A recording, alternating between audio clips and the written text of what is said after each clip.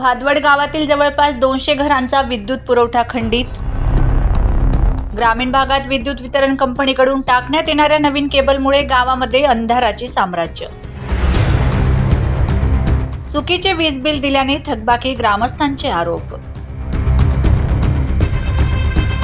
नवापूर तालुक्यातील ग्रामीण भागात विद्युत वितरण कंपनीच्या वतीने विद्युत वाहक तार काढून त्या जागेवर केबल टाकण्याचे काम सुरू आहे।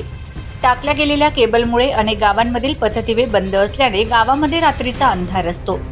नवापूर तालुक्यातील भादवड गावामध्ये या प्रकारे नवीन केबल टाकण्यात आली आहे, मात्र थकबाकीदार असलेल्या ग्राहकांना नवीन केबलवरून कनेक्शन देण्यात आलेले नाहीत।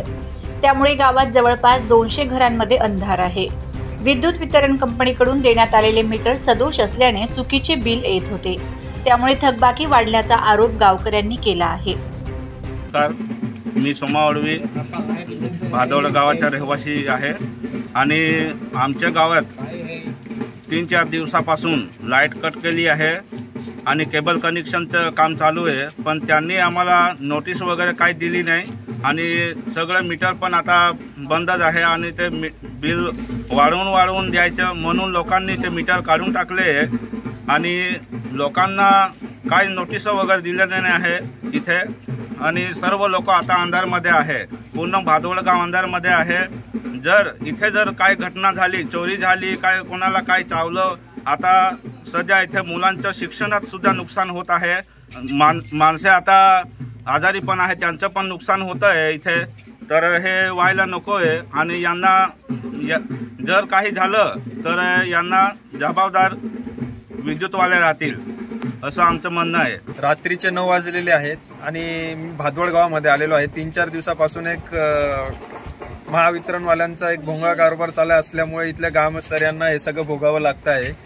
चुकीचे बिलं देऊन, जास्तीचे बिलं देऊन तिकडे लाईट कट करण्यात आलेली आहे। पोल चेंजिंगचे काम चालू असं त्यांना कारण सांगताय का ते केबल चेंज करायचं आहे, पण आत्ताच्या याच्यात तुम्ही बघू शकता या व्हिडिओच्या माध्यमातून इकडं 100च्या वरती घरं आहेत का तिथं लाईट नाही।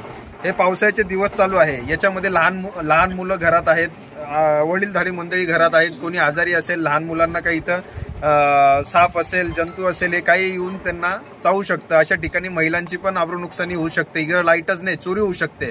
अशा अवस्थेमध्ये जर MSEBने यांना असं वाऱ्यावरती सोडून दिलेलं आहे गावांना, या गावाला डायरेक्ट वाऱ्यावरती सोडण्यावरती आलेलं आहे। याचा मला एक विचारायचं आहे प्रशासनाला का यांचं हे कुठे लक्ष, कुठे गोरगरीब आदिवासी करतील काय? जरी ठक बाकी असेल तरी असेल, त्यांना मुदतवाढ दिली पाहिजे, त्यांना वेळोवेळी सांगितलं गेलं पाहिजे, स्ट्रीट लाईट तरी चालू ठेवायला पाहिजे। भले ठीक आहे, तुम्ही घरची लाईट जर कोणीचं बिल थकीत असेल त्याच्यात मी मान्य करतो, पण तुम्ही त्यांना काय सवलत तर द्या, काय स्ट्रीट लाईट तर चालू ठेवा। त्याच्याने आजूबाजूच्या परिसरामध्ये काय न होणारी गोष्ट जर घडून गेली तर त्यांना काय दिसायला तर पाहिजे। अर्ध्या रात्री याच्या अवस्थेत हे लोक काय करतील? कोणाकडे जायचं? आमच्यासारख्या लोकांनी कोणाकडे हे करायचं? आधी गोरगरीब आदिवासींनी कोणाकडे आपले प्रश्न मांडले पाहिजे? कोणीच लक्ष द्यायला तयार नाही आजकाल लोकांकडे।